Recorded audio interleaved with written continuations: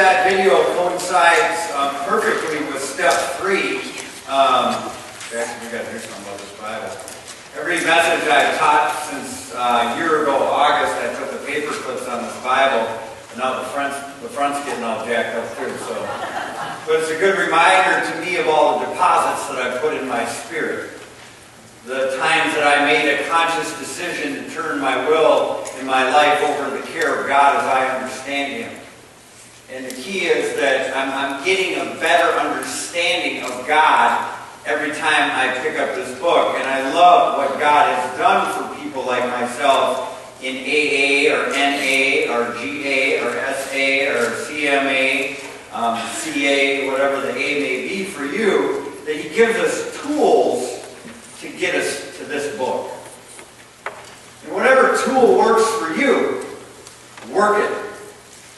The 24-hour-a-day book that they gave me in a couple of my first treatment centers, I quite honestly, Steve reads it every day, and I don't know that I've ever read a devotional that's supposedly secular that has so much Bible in it. That's right.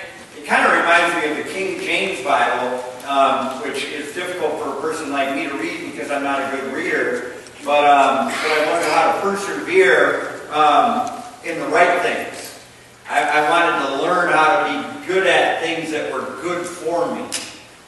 But it seemed as if in my life, I would put the work in learning things that were bad for me, and I had to change one thing that was everything in learning how to do things that were good for me. Because I didn't know what was good for me. If I might have knew of what was good for me, but I really truly didn't know, because if I would have known it in my spirit and in my heart, I would have done it. Because I don't think any human being on the planet, no matter where your level of self-worth is, no matter where your self-hatred is, I don't think there's a person, even if you're not in your right mind, that would truly want to harm themselves. So we need to learn a new way, a better way, the truth, the life. Lord, I thank You for another day above ground and out of prison. Not just being incarcerated in bars, but in the prison of my mind. Lord, I thank You for a fellowship like this that I can be myself. Lord, I ask that You remove me from the equation, Lord, as we talk about this critical third step, where we make a conscious decision to turn not just our lives, but our will, which is our lives, over to the care of You. We surrender to the fact that we could not take care of ourselves. Lord, thank You for protecting us when we prove to You and others, and ourselves hopefully, that we cannot care for ourselves. Thank You for keeping me on this planet without too many bumps and bruises when I could not care for myself, and bringing me to the end of myself, that I would have no choice but to turn it over to You. Lord, I pray that I not only turn it over to You, I keep it with You. And when I take my will back, Lord, I ask for Your forgiveness. And Lord, as we leave this place today, I'm asking for a transformation that will be so noticeable in every individual that has the willingness to hear, that their outlook will change. Because Your outlook about them is awesome. I ask that You rebuke the outlook they have on their own lives. Do Your thing today. In Your name we pray, amen. We've been talking about the 12 steps. We're on step 3. The first step reads, we admitted we were powerless and our lives had become unmanageable. And we talked about the word we. And as I evaluated, I know the first step. I learned the first step 30 years ago. But I never lived it. It's one thing to know it, it's one thing to recite it, it's another thing to live it. But when you look at the word we in the first step, somebody helped you admit that you were powerless. See, everybody can see it but us. When you're in it, you don't see it. But that we is helpful, and that we is the foundation of any recovery program. But we admitted we were powerless and our lives had become unmanageable. Now, if you've been around these rooms long enough, you can equate the word powerless not just over your addiction or your codependency, but you're powerless over people, places, and things. See, as that video alluded to, a lot of us, if not all of us, are control freaks. So if we can't control it, we're powerless over it. And what I've learned in my life is that I spent a lot of my life trying to control something that was out of control. One of those things that was out of control was me. And you often hear the term said out in the world that my life is spinning out of control. I would challenge that thought to say maybe your life is spinning into control. Maybe you were spinning so fast that God spun you into control. The second step talks about came to believe, which presents the fact that that is a process. First you come, you show up, then you come to the clarity. And once all the haze of drug addiction, alcoholism, gambling, whatever your addiction or codependency, I mean, even if you're a codependent person, I got a family here today that I worked through some stuff with their son. While the son was sick in their alcoholism, the whole family was affected. It was one big haze. So the family can also work the second step in regards to came to beliefs. So they come, the son's in treatment or here or wherever they may be, and then they come to like, man, this has robbed me of the last 6 months of my life. You come to the reality of how cunning, baffling, and powerful alcoholism and addiction is, but then you come to believe that a power greater than yourself. What that suggests is that intentions and willpower within your own self, you ain't got it. If you got it, you wouldn't be in the situation that you're in. So a power greater than yourselves can restore you to sanity. Now God is all about reconciliation and restoration. See, I mean, you know, when you come to the end of yourself, you don't know how much you need God until God is all you got. But coming to the end of self, no different than the story of the prodigal son when he was in the pig pen and he had squandered all his wealth and he was with women and all this chaos. And he came to the conclusion that he was living in a way, as they tell us in the NA program, a little above animalistic level in life. Now, those who are chronic addicts like myself in the flesh, I was living a little above animalistic level. Crawling on the floor, couldn't drink, hands shaking, couldn't see straight, blurred vision, all those things that a human being should not live like. But what it's saying here to restore us, the prodigal son came to himself, the Bible said. See, I think each and every one of us, throughout when we came to ourselves and said, what am I doing? What am I doing to myself? What am I doing to my family? What is this all about? And we come to the fact that we came to believe that a power greater than ourselves can and will restore us to sanity. Now, those two steps alone are critical steps. And you cannot work them out of order. Quite frankly, if you do not believe that a power greater than yourself can restore you to sanity, there's no sense really going forward. Now, whatever that power is for you, Serenity Village is a faith-based program. I am a pastor. I'm not going to shove religion down your throat. Hopefully, if you can see something in some of these people in this sanctuary that you can relate that God is real. The greatest scripture you can ever preach is your life. And the life of love, a love legacy like Mother Teresa. Mother Teresa leaves a love legacy. And that's truly what we as people should leave. But the third step now look at the process here. You admit you're powerless, your life's unmanageable, and you came to believe that a power. I was working with a friend of mine who's not an addict, and basically we were equating the first and second step as things are out of balance. Things are out of balance here. And this person's a believer, and he knows that as long as things get back in balance, he knows God can do that for him. But the key as we go into the third step here, as it says, is make a decision to turn our will and our lives over to the care of God as we understand Him. So if you look at the word made, now I think some of you are maybe twisted. I can hear your brain spinning. When I said that there's no sense going to step 3 unless you believe in a power greater than yourself. I want to clarify what that may mean to somebody that doesn't believe. It doesn't mean, that's why God knew when He orchestrated AA and NA and all the A's that you could use something, just anything other than you. But here's the thing, if you put it as a human being, I will fail you. I'm a human.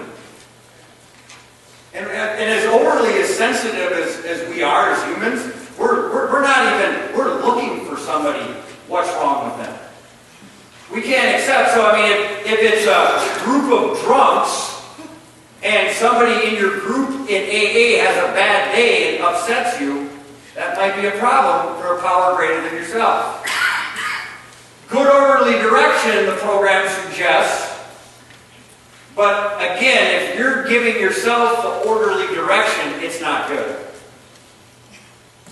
So, whatever that means for you and where you're at within this process, and granted, like I said, when we started this 2 weeks ago, I heard feedback last summer, well, we're going too fast, and then I challenged the group. I said, okay, but this is how we're going to do it, and it is fast, and it's to familiarize you with the process. If some of us can't do it perfectly, we're not going to do it at all. And then we call ourselves perfectionists. Perfectionists do it. They don't not make progress, but what it's saying here now is make a decision. How many decisions did I make in all my treatments that didn't result in action? A decision is only a decision when it's acted upon. If it's just words, it isn't a decision. And people in recovery can really put a good spin on words. They can tell you exactly what you want to hear, what you need to hear, because we're smart. But what the third step says is make a decision to turn. That means that you've got to turn from what you were doing. Just like I said last week on step 2, you step away from the problem and you step to the solution. A lot of us get sober and for a moment of time, 30 days, 90 days, 6 months, a year, we step away from active addiction, but we never turn to anything. And it's so important, like step 3 is saying here, we turn our will and our lives over to the care of God. Like I said earlier, I think we all can attest to the fact that we've proven that we don't take very good care of ourselves. So what does that mean to turn your will and your life over to the care of God? Maybe you don't even believe. Maybe you do believe, but you still don't know what that means. So what does it mean when I make a decision to turn my will and my life over to the care of God? I want to do it. I'm prompted to do it. I see the results of other people doing it, but I don't know how to do it. That's again where the we of the program comes into play. Somebody needs to show you, including God, on how to do that. And it says, turn over to the care of God as we understand Him. Now, here's the thing. A lot of people, not just in recovery, but in life, use their lack of understanding of who God is and what His nature is, so they don't do anything. I've seen thousands of people in recovery come to me and say, I'm not into this religion thing, I'm not into the God thing. Well, that's fine, so what are you going to do? So they think that's an automatic block that they don't have to work at the program because they're not in the God. We were talking about agnostic people today at that treatment center, and you know what? Just keep showing up. Nobody's judging you. Some of my friends in this room are still there, and they're working a great program. They're doing the deal. But they say, some of your minds will tell you don't have faith, but I would challenge them to say, then why did you show up tonight if you don't? If you demonstrated faith by walking in here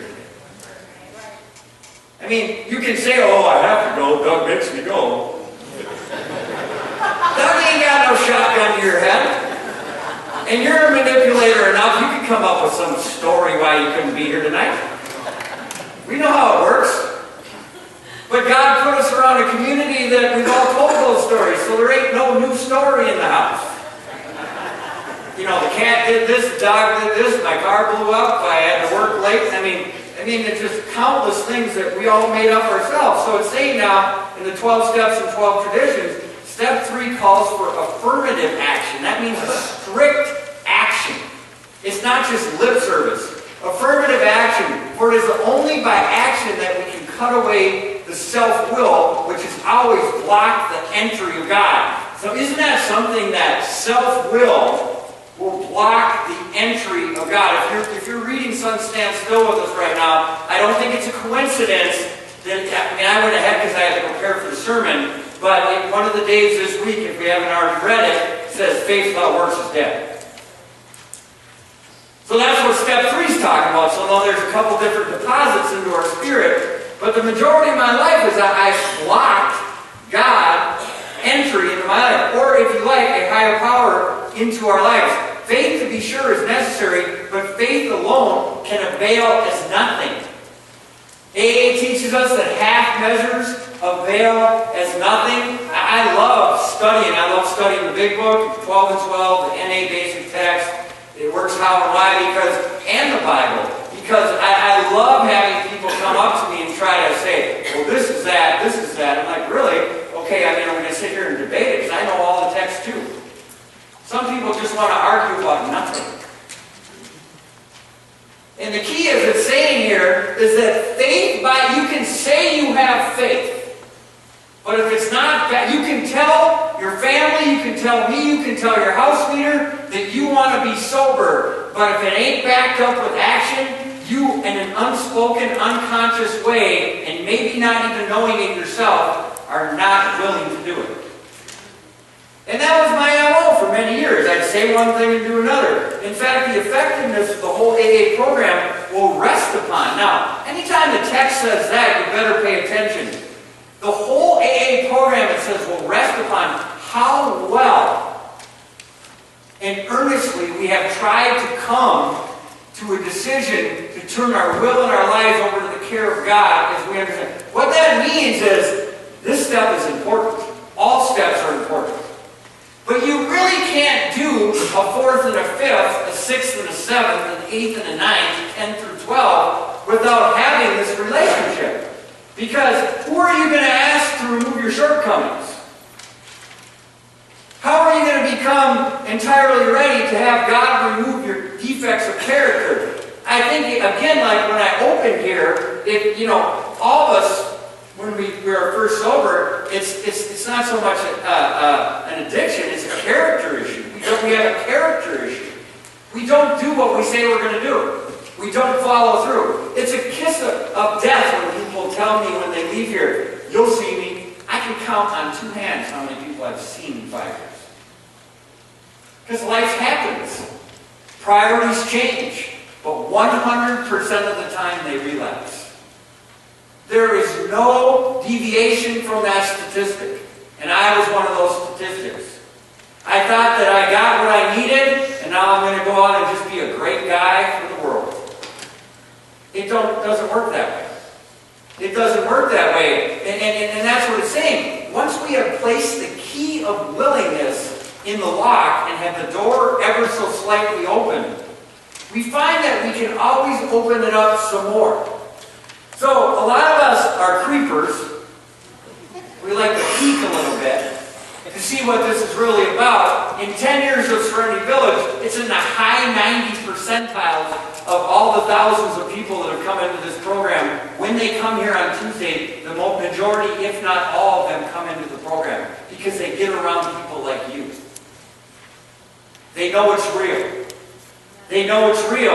And what happens is, the goal in your life is to continue to open that door more and more to God. It says, though through self-will may slam it shut again. How many times do we shut the door on God, even on a daily basis, as it frequently does? It always respond to the moment we again pick up the key of willingness. See, it's not you can feel any way you want to feel, but it's important to know that you can't act any way you want to act. And they told me in treatment, your maturity level stops the first time you picked up drugs or alcohol. So there I was at 35, and I was 13. That was difficult. You hear me say it all the time. We all think we need to learn a new way to live, but before we start learning, we have to unlearn some things. We have to come to the realization, and that's what it's saying. Let's examine for a moment this idea of dependence at a level of everyday living. In this area, it is startling to discover how dependent we really are and how unconscious of that dependency. I told us, last week that chemically dependent people have been hand-selected by God from birth. We have extraordinary dependencies. That's why we end up using and abusing things. But that dependency that God gave us from birth is a real blessing if you channel it the right way. But it's important too. I mean, I was dependent on drugs. I was dependent on a relationship. I was dependent on, financial prosperity to make myself look better or feel better. But when I become dependent on God, that's where fulfillment comes. So we need to rechannel. But here's what it's saying now in the 12 and 12. It says a lot of this is unconscious. See, the unconscious is where the roots reside. The key is that, we all know what we do, but we need to understand why we do what we do. And that's the whole purpose of the 12 steps, is to begin to more or less like they say an onion, peel back the layers of our lives to get to the core of the why we do what we do. Because like I said when I opened, no one in their right mind would want to do what we do. And not only what we do to ourselves, but what we do to our loved ones. I was thinking about a couple mothers last night when I was in that movie. It's like, and I knew God was talking to her. I was like, God, why would I do that to my children? That's the last thing I want to do. But I get it. Why?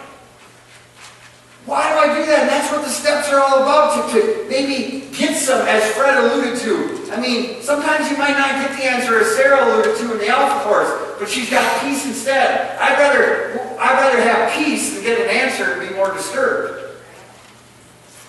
And it's so important. It says, but the moment our mental and emotional independence is in question, how differently we behave, how persistently we claim the right to decide all by ourselves. I mean, isn't it something that we fail to recognize that our best thinking got us here? But give me 60 days clean, and I'm going to call all the shots. And that's what the 12 and 12 say here. It says, we decide all by ourselves. A week ago, we do whatever it took. And I think we were serious. We weren't lying. That's how quick it can change. I often ask you guys the question, who knows everything you're thinking? Who knows your plans that nobody else knows that you're concocting between your two ears on a daily basis? How has that worked out for you before? And who are you kidding? I mean, you've been around this planet long enough to know that it's all going to come to the light anyway. But that's what the book's saying here. It says we decide all by ourselves just what we shall think. Well, I'm going to think the way I'm going to think, we say. Just how we should act, I'm going to do what I want to do. We listen politely to those who would advise us. I mean, be grateful that somebody would actually spend the time with an addict like me that has burned nothing but bridges, did nothing but say one thing and did another for 20 years. I am grateful that back in the day when I started this journey after 11 treatments, that somebody would actually care enough about God and me to spend time with me to give me advice. But there's one thing that really burns me. When I'm somebody asks me for advice and they are politely listening and you know they're not going to do a word you said. Men call me all the time and they want me to mentor or sponsor them. And this is what the 12 and 12 is saying. So I asked these guys, I say, well, what does this mentorship look like to you? Does it look like that you're going to come to me for counsel and then you're going to do whatever you want to do? Why would we waste each other's time? Do you feel better about yourself by at least you asked the question knowingly that you weren't going to follow through with it? That's a high percentage of addicts and alcoholics. Think about how you're robbing that person of their time, and not only of time they could have spent helping somebody else, but you had their time. When you had no intention of following through. And that's called self-will, and what it's saying here is so important. It says, but all the decisions are ours alone, we think.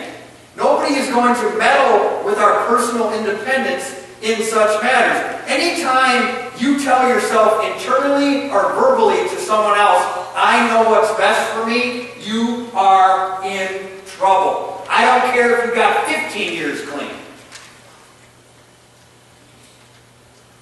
That's why the word "we" is in the program. And when you make a decision to turn your will and your life over to the care of God, your decision making is now put on the shelf. It's God and whoever God sends to you to help you. And again, be grateful. There's guys sitting in prison and gals sitting in prison. There's people under bridges in the back of bars where Fred used to live that ain't got nobody helping them. And don't think that God doesn't love you. I mean, He got you here. And I don't know how tough it was for you to get here, but it wasn't easy for me to get here. I was pretty down and out. And what it's saying here is so important. It says, we are certain that our intelligence, backed with willpower, can rightly control our inner lives. But here's what happens with guys like me. When I get sober, back in the day, I didn't care anything about my inner life. I just wanted to get my outside world straightened up. So I could feel better about me, so you could think that I was doing good.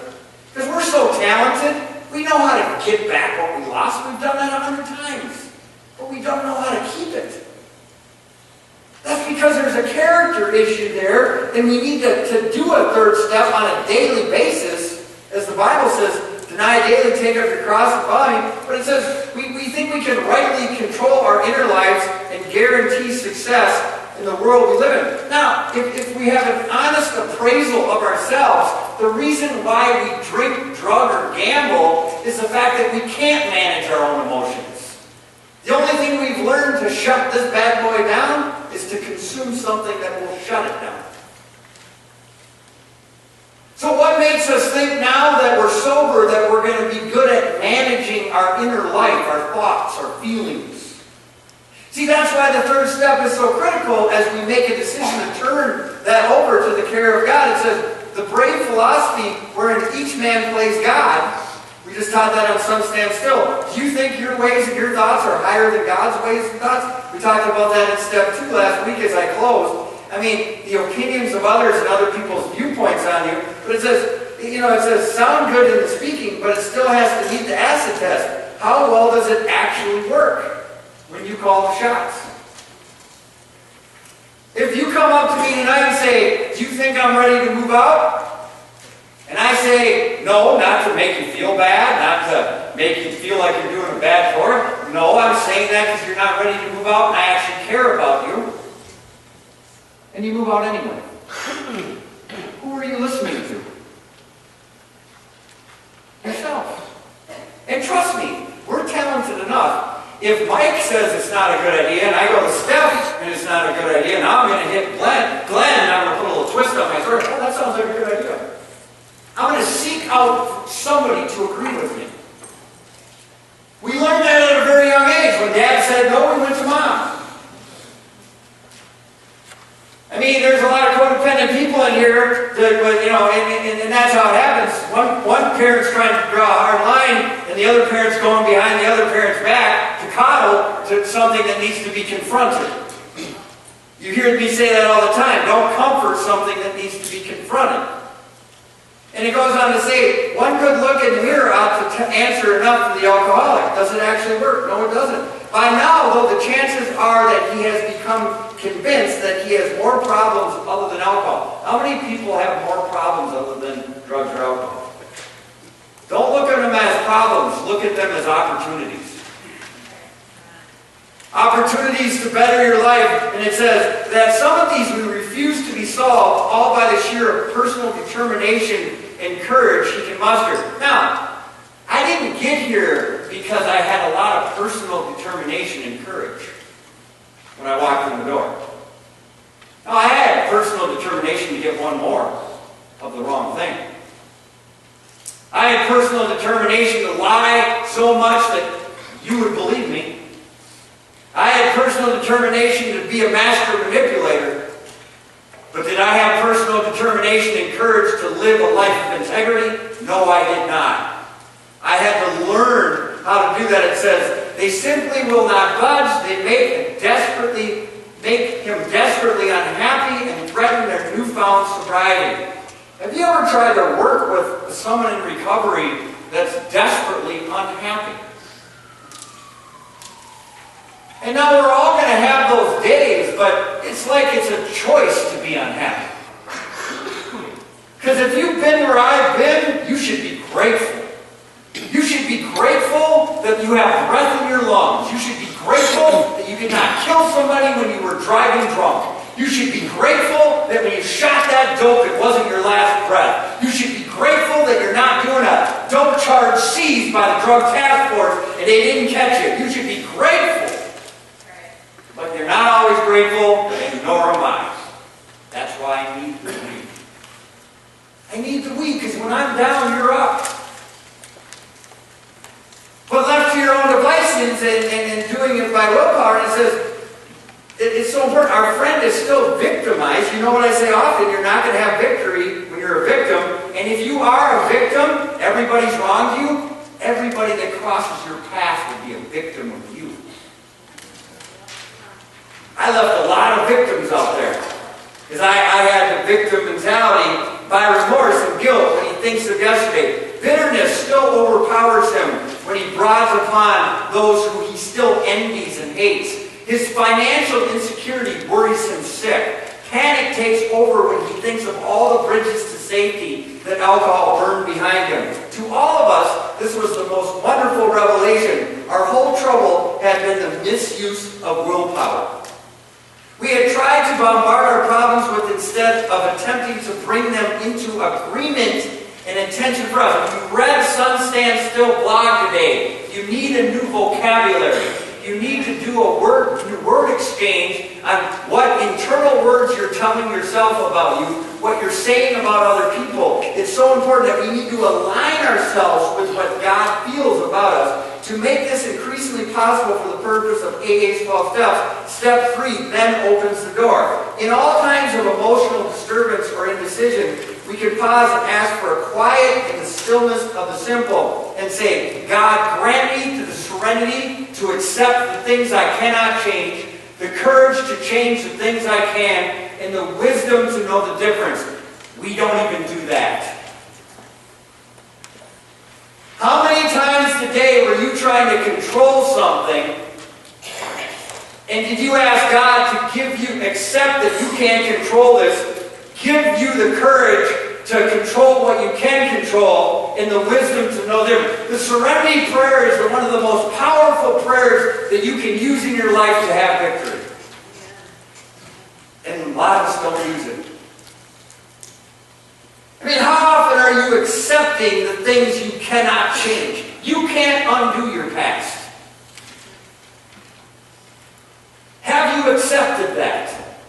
Have you accepted the fact that I was 35 and homeless and everything? I had to accept it. And I had to man up and move forward.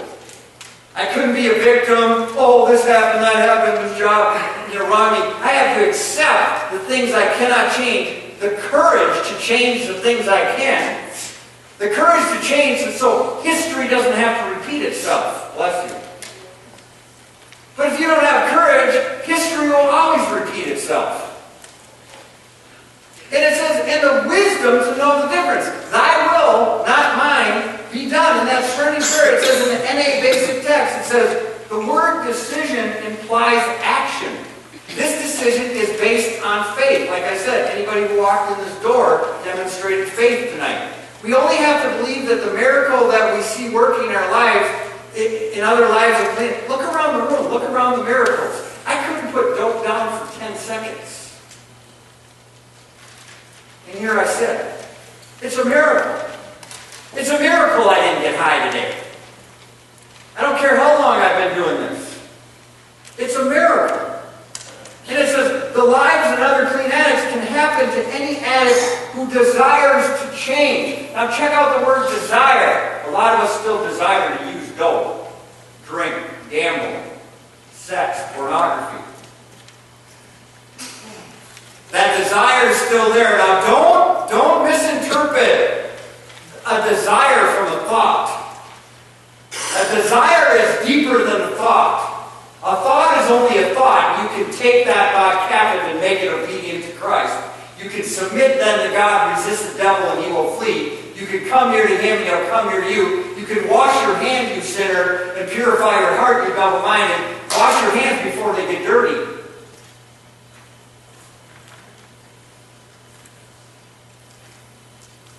Maybe you should ask God, instead of asking him to remove your desire to use, maybe you should ask him to give you the desire to change. And when the desire to change replaces the desire to use, that's called transformation. And we want God to take it, but we got closed fists. We don't even give it to him. God ain't going to rip nothing out of your hand. He gives us free will, and that's what it's saying here. It's so important. It says, we have surrendered our will and our lives over to the care of God, a power greater than ourselves. If we are thorough and sincere, how often are we sincere? The 12 and 12 just said that we politely listen, knowingly knowing we're not going to do a word that came out of their mouth. I mean, I'm speaking about me. Don't look at me like that. That's why I stayed sick for 20 years. I didn't spit at your face. I spit behind you after you walked away from me. I said, that guy's a fool. I ain't going to know a word he says. And I didn't even say it. I thought it. Thoughts are words. Thoughts are words. And what it's saying here, and it's so important that we grasp this, we will notice a change for the better. Our fears are lessened. Our faith begins to grow as we learn more the meaning of surrender. We are no longer fighting fear, anger, guilt, self-pity, and depression. Again, the serenity prayer. Why are you fighting something that God wants you to surrender to him? If you're fighting something thinking that your willpower is going to overcome it, and we should know better than now, versus turning it over to God. But we think we can fix it better than God. I got a call from a guy. This happened today. Whatever. Okay, turn it over. Now, I know that's easier said than done, but what are you going to do? What's your choice? And it says, we have surrendered our will and our lives over the care of God, and thorough and sincere. It says, we no longer are fighting fear, anger, guilt, self-pity, and depression. We realize that the power that brought us to the program, how much power in God had to bring you here? How much of his power did you need to get out of that situation you were in? That's pretty powerful. He demonstrated mighty power for me on that day. And we don't want to tap into that power anymore. It says, and it's so important, it says to still with us and continue to guide us if we allow it. So the power that got me here, why don't I utilize that power and make a decision to turn my will and life over to Karen and guide me to continue to live my life? We are slowly beginning to lose the paralyzing fear of hopelessness. The proof of this step is shown in the way we live. That's action. NA, it works how and why. The decision we take in step 3 requires that we move away from self-will. Okay, how do you internally move away from self-will? How do you externally move away from self-will? Well, you do what you don't want to do so you can do what you want to do. You take correction, you take direction, you learn to understand that your best thinking got you here, and we're not trying to suggest this to you, or the text in the AA or NA isn't suggesting, or the Bible, it's suggested to you to benefit you. We are not so sure about doing things that will benefit us. We'll turn from what's right and run to what's wrong. We feel more comfortable around wrong. It's comforting to be around wrong for a person like I used to be. It was uncomfortable to be around right. And what it's saying, it's getting quiet in here. The truth hurts, doesn't it? I used to suffer from extreme anxiety where I had to blow into paper bags and go to the emergency room because because I thought I was having a heart attack at least twice a week. And where I got my highest anxiety is when I was doing right. But when I was doing wrong, I had no anxiety. It's the cold truth. And you better adjust itself to it, because the truth ain't going to adjust itself to you. The truth is what will make you free. And what it says now, it says the decision we make in step 3 requires that we move away from self-will. Self-will is composed of such characteristics. So a lot of you have been sitting here since the opening statement. What's self-will? Probably haven't heard the word I said ever since that statement. But it says characteristics of closed-mindedness. Say closed-mindedness. Closed-mindedness. Unwillingness. Unwillingness. Self-centeredness. Self-centeredness. Have you ever looked at self-pity as self-centeredness? Where all the pity's directed towards you because you're self-centered. You don't want to share in a group, that's self-centered. Outright defiance. Say outright defiance. Outright defiance. That's self-will. We can easily lapse into the old behavior. It takes determination, time, and courage to change. Again, I had determination, but it was the wrong type. It was determination to do the wrong things. Time. I don't like waiting. I love instant gratification. When you're newly sober, all you have is time on your side. Give God time to work in your life. But that goes against everything within our flesh. And courage. Well, that's new to me too, because I didn't have much character. Step 3 doesn't free us from having to take action, but it does liberate us from excessive worry about the result. Isn't it something that we don't want to do anything because we don't know what it's going to look like once we do it? But then we'll pick up dope or alcohol. And we've seen it 1,000 times the way it's going to end up. But we do it anyway. But if anything, to better ourselves, not knowing exactly how it looks. Well, you kind of should know how it looks. Read the promises of AA after the 9th step. That's how it looks. And some people that say, I don't get it, I don't believe in God, I don't know if I were... You know, quit saying that. You just want to go get high. Just say, I want to go get high. I want to go drink. Be honest. Because that's what's really going on.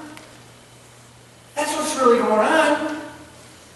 And it says, it doesn't free us from having to take action, but it liberates from excessive worry of the results. If we want something, a job, an education, recovery, we have to take the effort to get it.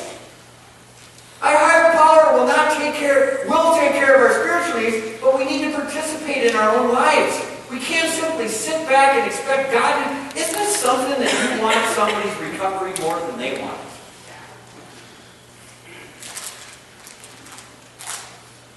You can carry the message, but you cannot carry the addict. Don't waste your time carrying the addict. Just try to carry the message. If you try to carry the addict might take you back to the bar with him. Because you'll be so exhausted by the time you try carrying him that you'll be depleted and you'll have to go get one more. It's so important that you grasp what this literature is saying. It says, our higher power will take care of our spiritual needs. And again, do you trust that? Working step 3 only in certain areas of your life short circuits our spiritual development. God, I'll give you my drug addiction, but I got my job handled. I'm not going to take suggestions of my sponsor about my marriage that I just destroyed.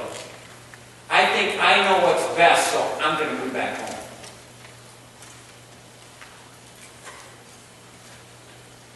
It's not a smorgasbord, step 3. You give God only what you want to give him.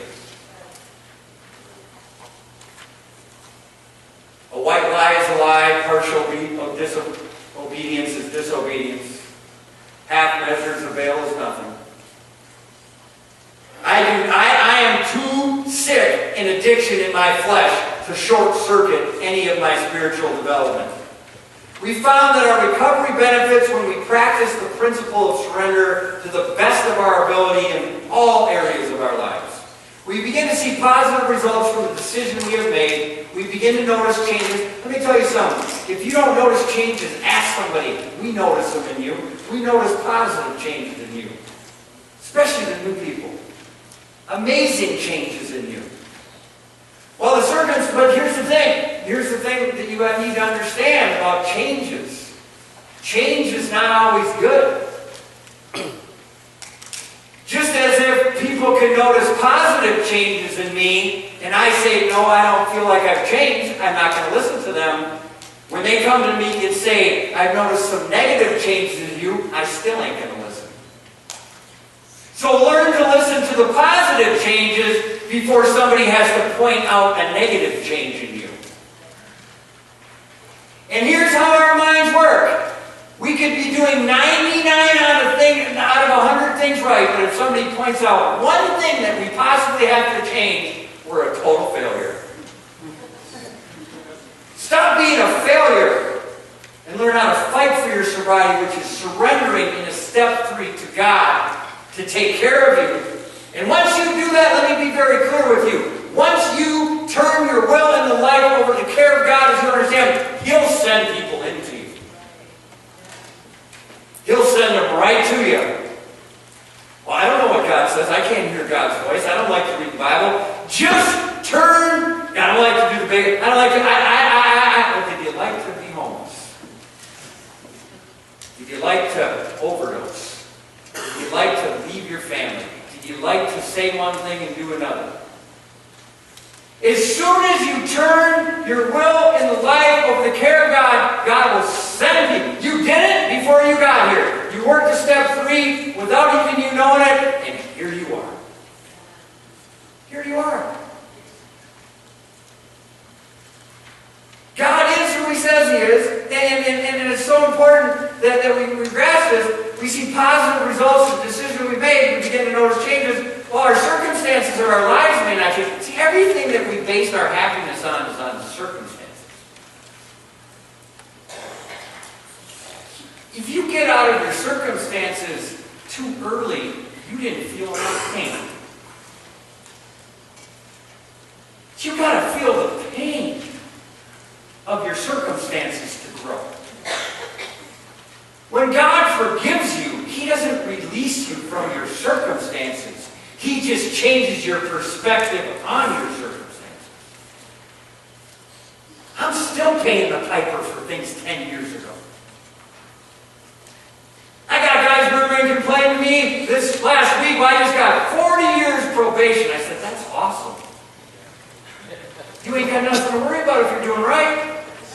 I'm on the color wheel. Well, that's good. Who cares if you ain't drinking? My wife gave me a UA. Who cares? Like you should be offended. I mean, it's like, it just blows my mind. I had a guy a couple years ago in Serenity Village. Will you take a UA? I ain't taking a UA unless you take it. I said, I'll take a UA. I ain't got no problem. I don't want to spend the $10, but I'll do it. I think I did say to him, we give you the $10 and I'll do it because I'm paying $10 for your UA. Or when you start talking money, the addict shuts down real quick. You know what the quickest way to get a troublemaker out the door is hand him a check.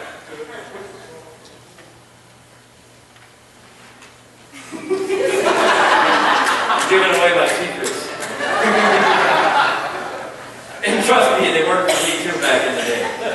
It says, we begin to see positive results. For some of us, deciding to turn our will over to God, the care of God, and understanding is a process, not an event. By tapping into the power, we begin to trust and rely on it. We can cease questioning why painful things have happened, and trust that walking through the difficult times in our life can strengthen our recovery. We can grow in spite of our pain, or perhaps in response to it. When are we most at risk is when things level out for us.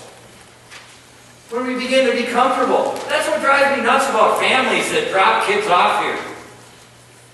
The kid starts doing good, and when I say kid, they could be 50 years old. They start doing good, and then the family knows what to do with them again. Oh, come over for dinner. You don't need to go to the meeting. If you would have known what to do, you wouldn't have dropped them off at the door. You got to work this bad boy for the rest of your life. And that's an honor and a privilege. This ain't going away. This is a blessing. It's a thorn that drives you to God, that will give you everything you ever look for. Your addiction is a blessing.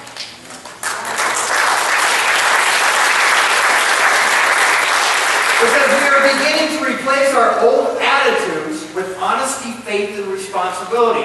As a result, we just begin to see our world in a better light. Our lives are guided with emerging integrity. Wow, that's new to me. Integrity. My yeses are yeses and my noes are noes. And I show up when I say I'm going to. I come back when I say I'm going to. I pick my kids up on time. I pay my bills on time. I actually am early for work. I don't slide into the meeting when it started and leave before it's over. And the whole time I was there, I wasn't paying attention anyway. Even though we make mistakes, you're going to make mistakes and I'm going to make mistakes, but you're not a mistake. We become more willing to take responsibility for your actions in your addiction and in your recovery. Quit blaming people for feeling the way you feel. I did this because of this. No, you did this because you wanted to do it. Period. Take responsibility. Man up, woman up. Own it so you can be released from it. If you don't own it, it will continue to own you. If you don't deal with it, it'll continue to deal with you. And then you'll be in your latter path of your life. Like she said, if something's wrong if you haven't changed in 30 days. There's something wrong if you don't look better in 30 days. There's something wrong because all the tools are here. Recognize when you're doing good and take heed when somebody tells you to take a look at what you're doing. They don't do that to belittle you or anything. They do that because they love you. It says, when we work step 3 with an open mind and heart, we find the results are far beyond our expectations. As we experience this new way of life, we begin to realize that recovery is a priceless gift. Remember, you asked for it and God gave it to you. You asked for recovery and you got it. You asked to stop the addiction and He gave it to you. It's a priceless gift. Step 3 begins this process, and here's what we start to see God's will for us. Moving from self-seeking life to a life based on spiritual principles requires a change profoundly. You've got to change one thing, that's everything. With the help of the loving God, we are ready to move forward. I'm tired of moving backwards. This is a 12-step program, not a 3-step program. The decision we made on the 3rd step is perhaps the most monumental decision we'll ever make in our lives. But we need to work the rest of the steps for it to remain meaningful. Matthew 11, 28 to 30. Is the weight of your past, present, and future too heavy for you? It says, come to me, all of you who are tired and heavy loads, and I will give you rest. You said, God, help me. He helped you. There's nothing more freeing to me when the game's over, all the lies are exposed, I'm ready to get better. But if you still got some lies in your back pocket, you're still sick. Come to me who are tired and heavy loads. Accept my teachings and learn from me, because I am gentle and humble in spirit, and you will find rest for your lives. The burden I ask you to accept is easy, even though it seems difficult. The load I give you to carry is light. It's light and it's easy because if you make a decision to do a step 3, it ain't you doing it anyway, it's Him in you doing it. That's why it's light. That's why it's easy. If you don't work a program, you'll get put to work in a relapse. So either way, you have to work. Work your recovery or start drinking and trying to cover that game up again. Ephesians 2:8-9. We were saved in spite of ourselves. I mean that you have been saved by grace through believing. God, help me. Help me, God. I can't stop smoking crack. I haven't seen my kids in 6 months. The authorities are looking for me. I have no more money. I got people. Help me, God. He helped me not because I was a good person, because He is a good God.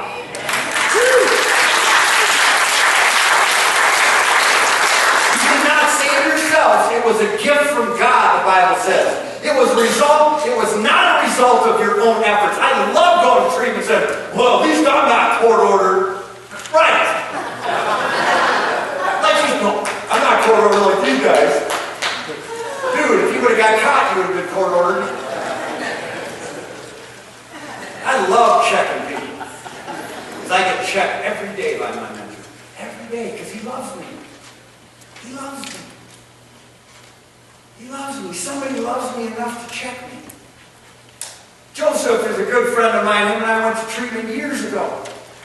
I've always loved Joseph. He's here tonight. He's got a good life. He had a relapse a couple months back. Great guy, great family, 2 babies. Something's changed to Joseph. He would never let me check him before. About a month ago, he left early, and I called him there. I said, where'd you go? He goes, I had to go take care of him. Left the meeting 5 minutes early. I noticed it, because I'm up here teaching. I said, that's unacceptable. He didn't pout. He didn't get mad. He said, I'm sorry. I said, that's distracting to me when I'm teaching, when you're moving around and leaving, and quite frankly, it's a bad example for other people. 2 weeks ago, he says, I'm going to be 10 minutes late. He's checking in. He's a man of God. He's a good father. He's a good parent. He's a phenomenal business owner. See, it's about change. And if you don't change, your clean date will. And as I close, it says in Proverbs 3, 5, and 6, do you see, I was always afraid to check Joseph because then I thought our friendship would be damaged. Our friendship is, back in the day, he helped me. He saved my life. But it says in Proverbs 3, 5, and 6, I stayed with him and his wife. They opened their doors to me. It says in Proverbs 3, 5, and 6, do you trust God enough to give your life to Him? Trust God from the bottom of your heart. Don't try to figure out everything on your own, the Bible says. Listen for God's voice in everything you do and everywhere you go. Well, how is that possible, Jeff? I don't even know if I hear from God.